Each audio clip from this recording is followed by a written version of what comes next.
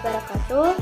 Di sini saya dan teman-teman saya dari kelompok 8 akan mempresentasikan materi mengenai uji kompetensi guru, dan materi yang pertama akan disampaikan oleh teman saya. Waktu dan tempatnya saya persilahkan.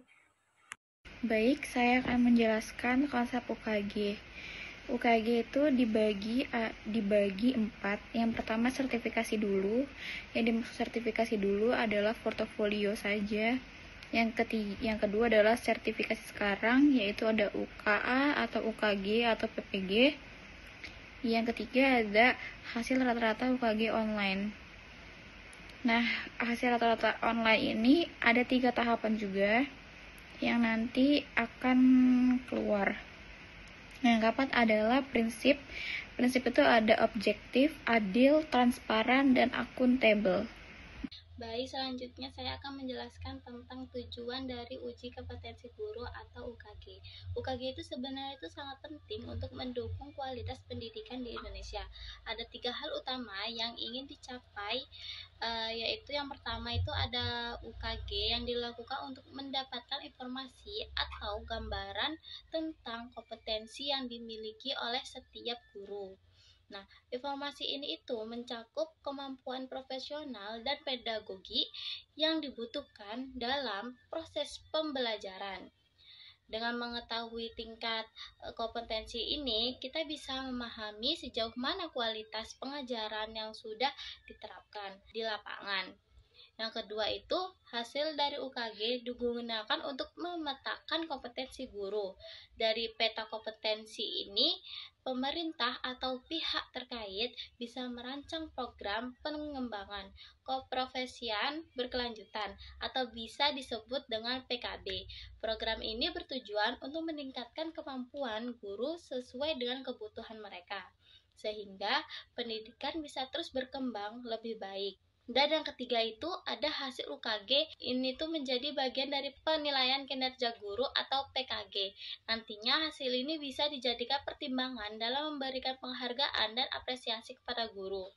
Ini adalah bentuk motivasi dan dukungan agar para guru terus berusaha meningkatkan kualitas diri mereka baik dalam mengajar maupun dalam penguasaan materi.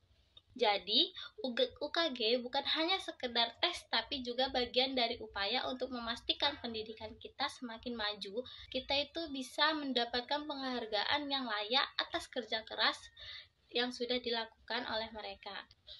Materi selanjutnya adalah posisi UKG pada sertifikasi guru. Yang pertama adalah guru yang telah memenuhi syarat. Maksud dari guru yang telah memenuhi syarat ini adalah guru yang sudah memiliki kualifikasi S1 dan linear dengan tugas mengajarnya dan memiliki beban kerja mengajar minimal 24 jam, kemudian minimal mengajar 2 tahun. Yang kedua adalah mengikuti UKG.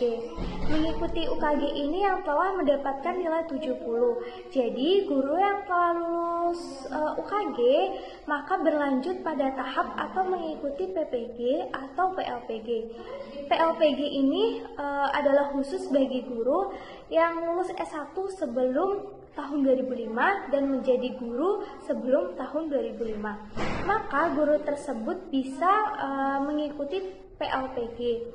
Sedangkan PPG adalah guru yang sudah lulus S1 dan menjadi guru di atas 2005. Setelah lulus PPG atau PLPG, maka guru tersebut bisa mendapatkan sertifikat guru. Materi selanjutnya yaitu tentang mekanisme UKG. Yang pertama yaitu berlaku kepada semua guru, baik itu PNS maupun non-PNS atau guru honorer. Yang kedua yaitu dilaksanakan secara online maupun offline, tergantung pada setiap daerah masing-masing. Jika memang memungkinkan memiliki akses internet, maka dilaksanakan secara online. Jika tidak, maka dilaksanakan secara offline. Yang ketiga yaitu berbentuk objektif 4 opsi. Maksudnya itu A, B, C, D, yaitu soal pilihan ganda. Yang keempat yaitu terdiri dari 30% kompetensi pedagogik yang berkaitan dengan cara mengajar, cara mengelola kelas, dan lain-lain. Dan 70%-nya yaitu kompetensi profesional atau sosial personal diri yang berkaitan dengan soal yang menjurus kepada jurusan apa yang diambil, misalnya pada guru A mengambil jurusan PGMI, maka soalnya itu berkaitan dengan bidang PGMI-an. Yang kelima yaitu pengerjaannya itu dalam waktu 120 menit dan jumlah soal maksimal itu 100 butir soal. Terima kasih. Permasalahan penyebab solusi yang pertama yaitu permasalahan kendala teknis dan pemadaman listrik. Penyebab pemadaman listrik yang mendadak menyebabkan kegagalan koneksi dengan server selama ujian yang bisa mengganggu proses pelaksanaan UKG.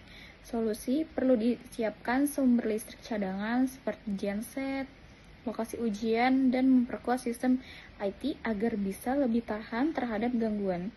Selain itu, penyediaan informasi yang jelas mengenai prosedur saat terjadi gangguan juga penting. Baik, di sini saya akan melanjutkan materi yang kedua yaitu pada permasalahan guru gagap teknologi.